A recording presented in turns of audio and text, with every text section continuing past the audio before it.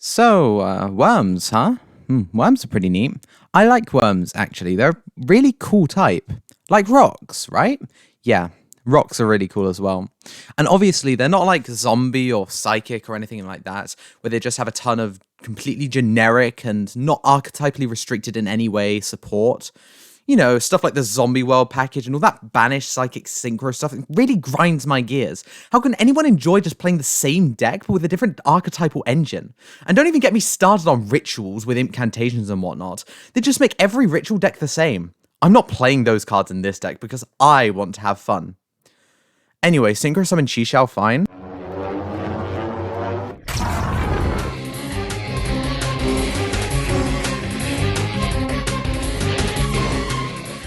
Welcome, custom card fans. My name is Aurora, and I'm here to present Archetype Spotlight. This ongoing series will see a spotlight shined on some of the hundreds of custom strategies, archetypes, and support that you can find on the server. We'll explore the beloved and the forgotten, the barely viable and the meta-defining, the decks that make EXU, well, EXU. Today we'll be taking a look at one of the meta's prominent threats, a long-standing deck that's lasted a few formats now. Let's take a look at Arce's Cryptr. Cryptr is a ritual deck, created in the same vein as Drytron, but had the intention of being more combo-centric. On this path, it was given tuners so as to facilitate the synchro summons of strong worm enablers in the extra deck, such as Baxia, Brightness of the Yangzing, and Yazi, Evil of the Yangzing. In practice, this instead drew the attention of a significantly nerfed Sword Soul engine. With no copies of Moye and only one apiece of Longyuan and Shishao, Sword Soul really needed a competent shell within which to thrive, and found that shell in Cryptr, which helps to facilitate Sword Soul by synergizing incredibly well with cards like Tyre, as they very much enjoy being banished and milled. As previously stated, Cryptr Sword Soul is a meta deck. Currently, it is considered to be a strong tier 1 contender, with a 72 win rate on ladder and a large portfolio of matches. 32 wins to 12 losses is no small feat, and shows that the deck has significant feet to stand on. The Sword Soul cards provide a very potent package that give the deck access to more synchros than it otherwise would, and in addition, the simple number of generic searches that Worms have access to boosts this deck's consistency considerably, with cards like Heavenly Dragon Circle and Sword Soul Emergence being key in providing the deck a strong open on a game-to-game basis. However, we should probably talk about that in the deck breakdown, so let's get into the cards. This is Arce's Cryptr Sword Soul decklist, and it looks really well optimized. Let's go through the card by card, starting with the Cryptr monsters. The four main Cryptr monsters are the Wind Cryptr Force Jade Master, the Dark Cryptr Force Dark Assassin, the Fire Cryptr Force Red Infernal, and the Water Cryptr Force Smiling Enforcer. Of them, Jade Master and Smiling Enforcer are the tuners, and their stats are also based on this. 1200, 1700 for the tuners, and the reverse for the non-tuners. They each have the restriction that locks you into worm special summons from the extra deck while you control them, and can special summon themselves from the hand or graveyard by banishing Cryptrs. If you're summoning them from the hand, they can banish from the hand or graveyard, whereas summoning them from the graveyard will require you to banish from the hand or field. They also each have a unique effect when special summoned from the hand. Jade Master adds a Cryptr spell from the deck to the hand, Quiet Assassin adds a Cryptr ritual monster, Red Infernal can add back a graveyard bound or banish Cryptr ritual spell or monster to your hand, while Smiling Enforcer can summon a Cryptr force monster from the deck. Of these, Smiling Enforcer is definitely the strongest, enabling Xyz plays and synchros most of all. However, we need the names to banish for each of their summons, so having access to each of them at 3 is vital. The last non-ritual Cryptr monster is Cryptr Marshal Admiral Spike, a light worm tuner with 800 attack and 1900 defense. He activates on normal or special summon to excavate 5, then either add or banish a Cryptr card and shuffle the rest back into the deck. In addition, it can substitute banish itself from the graveyard or field whenever a Cryptr card will be destroyed by a card effect. While definitely a strong consistency piece for Cryptr, it competes with the normal summon with something like Sword Soul Tyre, which is more useful for the main combo. However, it definitely helps you to find cards like Smiling Enforcer, which is vital to doing almost anything at all, and all it does change is a Tyre search to a Longyuan search. 2 copies is enough for consistency's sake. As for the extra deck, we are playing a Baron de Fleur as a strong Longyuan target that's very strong as an Omni-Negate, double Baxia, Brightness of the Yangzing, as it synergizes especially well with the Cryptr's multi-attributal nature by easily enabling multiple shuffles, and Draco Berserker of the Tenyi as a strong generic Worm 8. Our other synchros are 1 copy apiece of Sword Soul Strategist Shishao, being a Sword Soul Rota and a Monster Negate, Sinister Sovereign Qixing Longyuan as another strong Longyuan summon and an absolute mouthful, and one copy of Yazi, Evil of the Yangzing, being summonable off of the Taya Banishing Emergence, and then functioning as spot removal and extension. For the Xyz, we are playing one Ghost Wheel and Floating Lanterns for our hand traps if we don't have access to a good normal summon or another payoff to a normal summon. Hopeful Nature, a lean as a rank up Worm Xyz that extends and rips spell traps from your opponent's graveyard, and finally a pair of Tornado Dragons as our rank 4 worms of choice. For the links, we are playing one Shaman of the Tenyi as a link 2 Reborn for worms, one Tenyi Spirit Sahasrara as a link 4 boss, and one apiece of the link 1 Drakens, Quo Renewed Draken and Ji Abandoned Draken. For the side, it's all pretty standard stuff. 3 Lava Golem for unconventional removal, 3 Nibiru the Primal Being for combo matchups, 3 Crossout Designator to prevent further interruptions from your opponent, and then 3 apiece of a Lightning Storm and evenly matched for going second. I'm very excited to see what this deck can do, as it is a strong meta deck at the moment, but I have never played it before. Let's get into the match. This is the match that I played with Sword Soul Cryptr against Refuse, who is a prolific pilot of decks like Earth Machine and Despia, which he is playing here. I'm going to win the die roll, and I'm going to decide to go first, as is usual for Cryptr, and oh, Smiling Enforcer. Smiling Enforcer. My child. My child. We are going to see, however, the Ash Blossom and Joy Spring in the hand, ×2, and Aluba. How fun. So this hand is going to do relatively little, to be honest. Smiling Enforcer is going to activate first. We're going to banish this Marshal, and we're going to special summon it from the hand. Then we're going to attempt to use its effect to special summon a Cryptr from the deck. That's going to be met with an Ash Blossom. We're going to activate Vessel for the Dragon Cycle, and we are going to search the deck for the Red Infernal. We're then going to make a big whoopsie, not realizing that Red Infernal can't add back the Marshal. There's going to be a lot of whoopsies in these duels. This is the one that lost me game 1. I'm gonna tell you that right now. This is the one that lost me game 1, pretty much. We're gonna banish the Smiling Enforcer to special summon the Red Infernal, not realizing that we won't be able to add back the Marshal from the banished zone, and it only adds banished Cryptr rituals and ritual spells. So we will set Infimp and pass. Refuse is going to draw into Ecclesia, which is a very strong card for this deck. He's going to normal summon he's going to special summon the Ecclesia, since I control more monsters than he does, and activate the effect of the Ecclesia, tributing it off in order to special summon from the deck the Fallen of Albaz.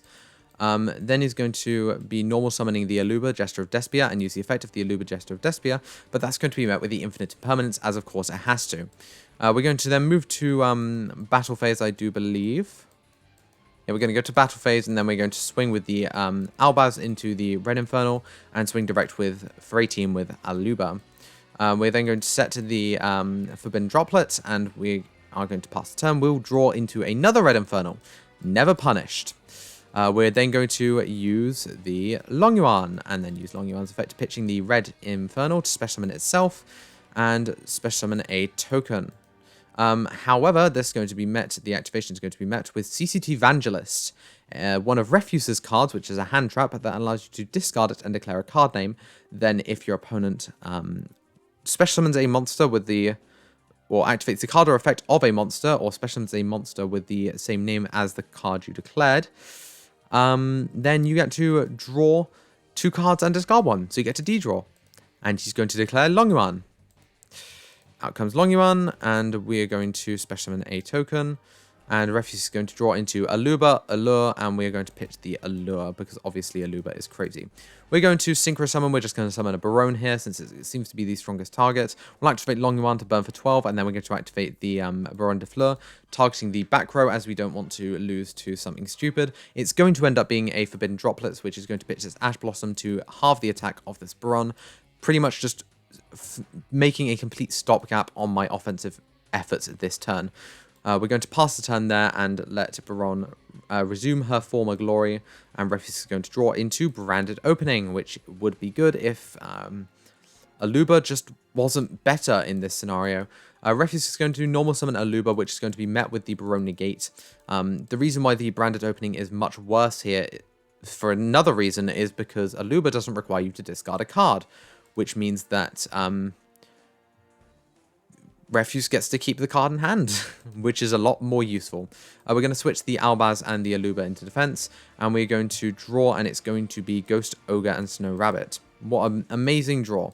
We're going to activate the effect of Baron, targeting the Albaz to pop it, and then we're going to normal summon the Ghost, Ogre, and Snow Rabbit, and then we're going to overlay into the Ghost Wheel and Floating Lanterns just to have another piece of removal. It should just help us to not lose to Branded in red, hopefully. So that's going to, so then we're going to attack into the Jester of Despia with the Baron de Fleur, sending it to the graveyard, and then we'll pass the turn. Refuse is going to draw into another Branded Opening. What fun, I'm sure. I'm sure he wanted something a lot better than that. Branded Opening is going to activate, pitching the second Branded Opening in order to search for the Aluba. Aluba is going to activate here, and we're going to let it resolve. The reason for this is because the best target for this by far is going to be Branded in red. And Branded in red requires you to fusion summon as part of its effect, and it does not banish from graveyard, like I believe Branded in white does. I'm not a Branded player. So in this case, we can save the Ghost Wheel and Floating Lanterns to pop the Aluba once the Branded in red is activated. Refuse is going to just bite the bullet immediately and activate the Branded in red, and is going to target the Albaz to add back to the hand. We're going to pitch the Ogre and pop the Aluba, and then the Albaz can't do anything, which is going to lead to the end phase, and we are going to draw into another hand trap. Way. Since we don't have a negate on this Baron, we will actually be shuffling it back in the standby phase in order to special summon from the graveyard a copy of, I believe, Red Infernal, which would be really nice to special summon, you know, but it's something that can activate on normal or special summon. It'd be really nice to have something like that right at this minute. But unfortunately, like an idiot, we banished it. We banished it thinking that we'd have another normal summon, as the primary combo would then be able to search for Tyre. So that wasn't great. But instead we'll special summon this Red Infernal, which is a non-tuner. And then we're going to normal summon Ash. And we're going to synchro summon for 7 and summon a Yazi. Yazi basically just, it will just allow us to float into a worm on destruction by battle card effect, which will probably be like a Tyre or something. If we even get to that point, it would have been a lot better if Refuse had a card to pop on the field, because then we would be able to use Yazi and pop it and then get the Tyre proactively, summoning a Chi-Shao, which would have just gotten us ops to the races. Instead, we're just going to have to swing for 26 with Yazi and use it as a beta, and Refuse is going to draw into a monster. Now, one issue with Yazi is that it happens to be a dark monster, whereas Baron is a wind monster, like Ghost Wheel.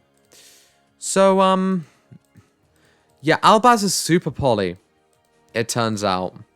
So Albaz is going to pitch the Quietus and is going to fuse away our Yazi, which doesn't proc its effect and doesn't target it or anything, and is going to summon a Mirror Jade, which is then going to banish the Ghost Wheel and Floating Lanterns, and pitch from the extra deck the Albion, the Branded Dragon.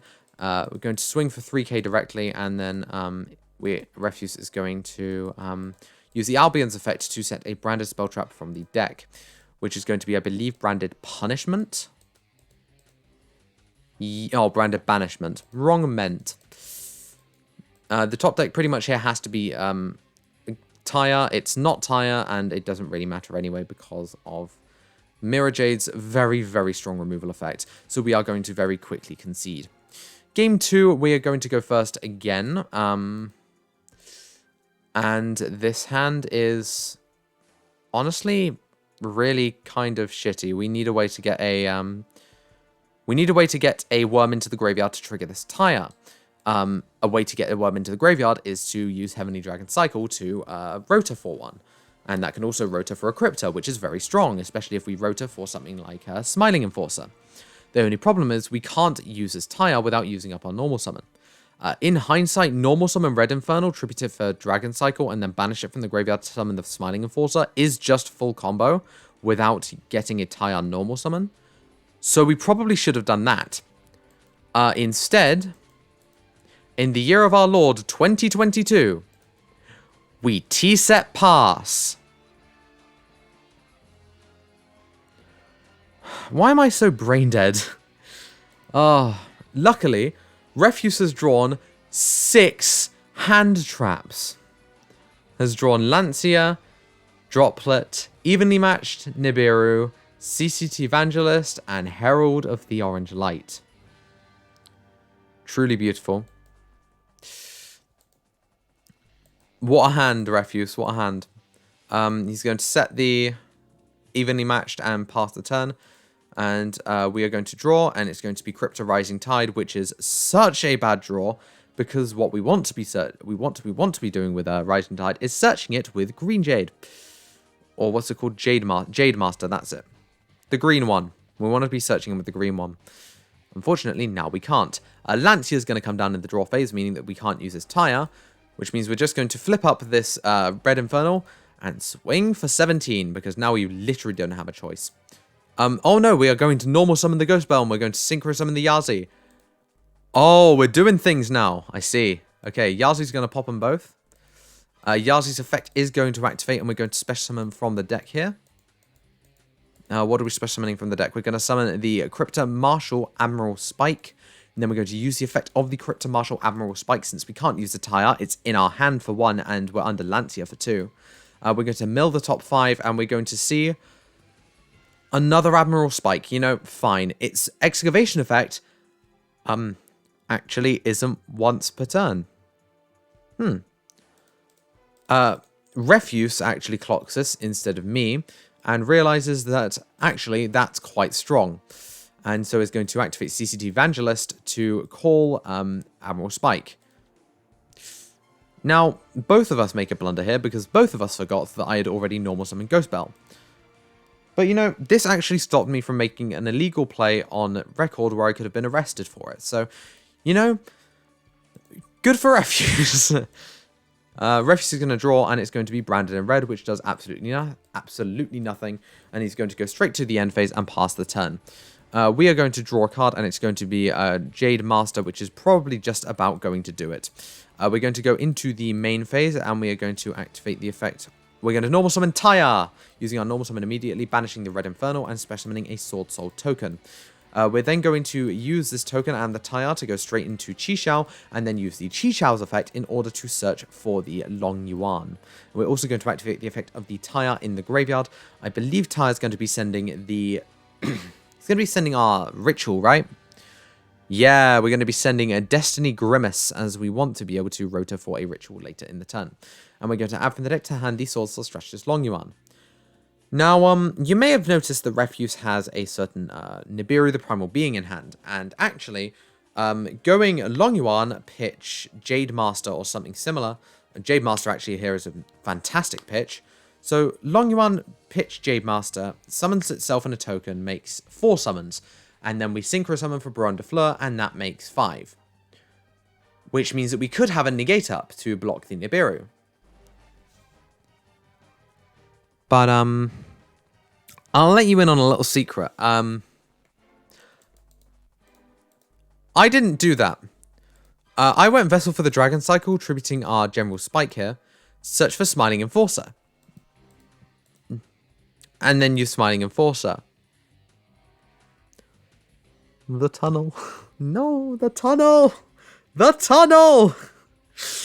Yeah, so I was in the mindset at this point of, oh, I'm going to search Long Yuan. He's a great extender into more worm plays. So we're going to banish the Destiny Grimace from the graveyard and summon the Smiling Enforcer. Smiling Enforcer is going to trigger Chain Link 1, and we're going to chain block it with the Destiny Grimace. No more Ash Blossoms for me, please, sir. Destiny Grimace is going to activate to add the Ghost Scar from the deck to the hand, and then we're going to special summon the the Quiet Assassin from the deck. I think I just called that Dark Assassin in the deck breakdown. Clerical error. Shut up, it was 1 AM. I'm then going to Synchro Summon for a Drekka Berserkers of the Tenyi, because it's a good card, and is definitely a negate. This is Crystal Wing Synchro Dragon at home. But they're going to use the effect of Quiet Assassin, banishing the Ghost Scar from the... Oh, that's why we're playing Ghost Scar, because we want to summon this later. Okay, I see now. And we're going to summon the Quiet Assassin back from the graveyard. We're then going to activate the effect of the Jade Master in hand, obviously with no effect, but banishing the Smiling Enforcer, so that we can enable having actually enough materials in the Banish Zone to shuffle back for Rising Tide later. We do now, however, have a tuner and a non-tuner on the field, synchro summoning with them for a Baxia. This would be excellent if Refuse had an established board. We're just showing off the combos now. We're now going to use Long Yuan, pitching the Spike Master, special summoning itself in a token. Rock.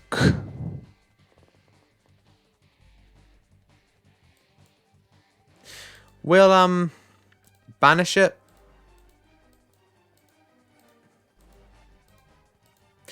But it doesn't really do much. We will be able to Rising Tide, shuffling back the Smiling Enforcer and the Ghost Scar to summon out the Destiny Grimace. So we're just going to be sitting on the boy and Infimp. We'll swing for 32 and then we'll end the turn.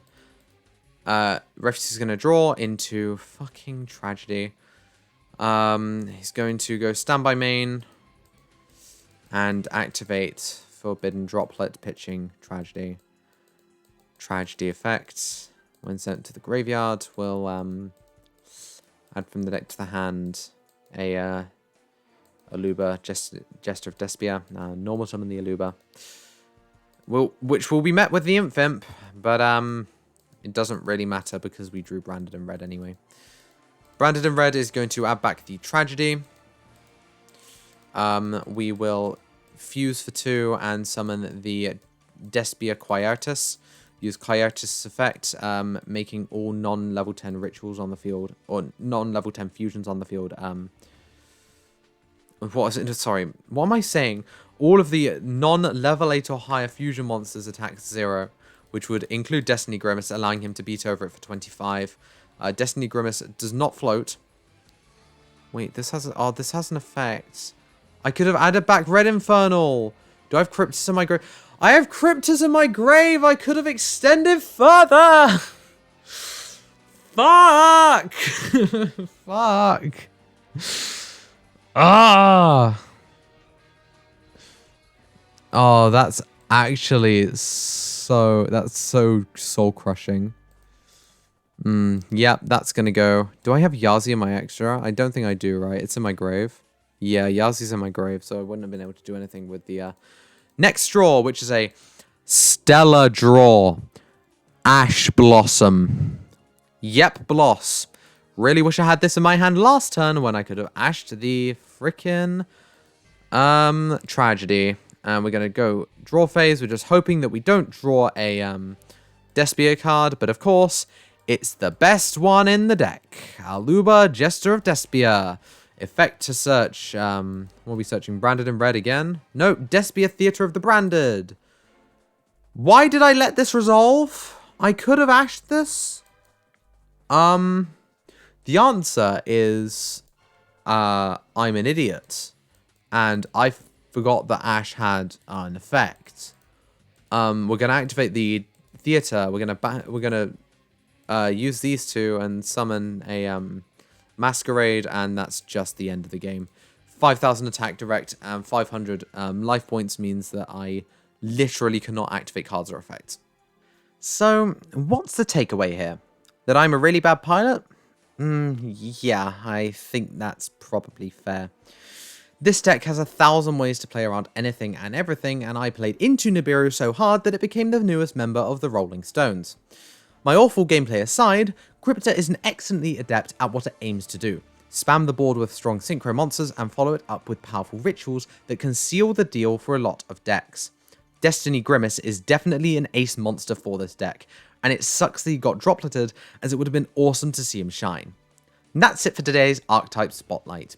Please be sure to like the video if you enjoyed, tell us what you thought down in the comments, and subscribe if you want to see more content.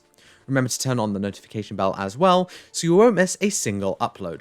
There's a link down in the description to join our Discord server, where you too can explore a vast array of cards we have to offer, play competitively or casually, and chat with other custom card creators around the world. Thank you very much for watching, and we'll see you next time.